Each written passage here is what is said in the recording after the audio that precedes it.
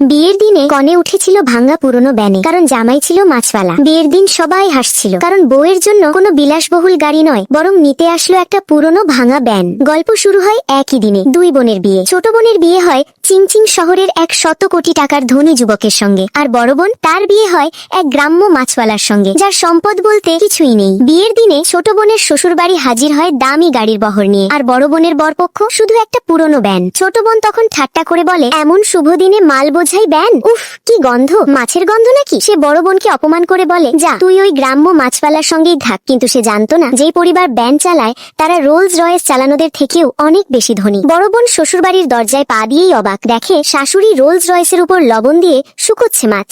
ভেতরে ঢুকে খেতে বসে দেখে সব চপস্টিক খাঁটি রূপার। টেবিলে খাবার স্নো ইয়ার্ন, পিচ গাম, কিং ক্র্যাব। এক কামড় অ্যাবলন খেয়েই সে থমকে যায়। কাচ্চি ভাই রেস্টুরেন্টের থেকেও সুস্বাদু। স্বামী শুধু হেসে বলে, এইগুলো তো গ্রামের সাধারণ খাবার। তারপর স্বামী দেয় এক অদ্ভুত উপহার, মাছের আশে ভরা এক প্যাকেট। খুলে দেখে ভেতরে এক গাদা খাঁটি সোনার চুড়ি। সে হতভম্ব হয়ে যায়। ঠিক তখনই শাশুড়ি বলে, এত কম উপহার কেন আনলি? আরো কিনে আনতে পারতি। স্বামী আবার দেয় আরেকটা বক্স। খুঁড়তেই পুরো বাক্স ভর্তি হীরা। এরপর সে জানতে পারে সত্য ঘটনা। পরিবারটির খামার, গবাদি পশু, জলাধার ও 80% এলাকা তাদের দখলে। স্বামী ক্যাজুয়ালি বলে, বছরে কয়েকশো কোটি আসে, এই কার্ডগুলো নাও, কয়েক বিলিয়ন আছে খরচের জন্য। এদিকে ছোট বোন ধনী শ্বশুর বাড়িতে গিয়েও দিন রাত অপমান সহ্য করে। একদিন এক বিলাসবহুল পার্টিতে দুই বোন আবার মুখোমুখি। বড় বোন তখনও ডেলিভারির ইউনিফর্মে। ছোট বোন সবার সামনে চিৎকার করে বলে, ও তো আমাদের বাড়ির কাজের মেয়ে। সে জোর করে পানীয় ছুঁড়ে মারে।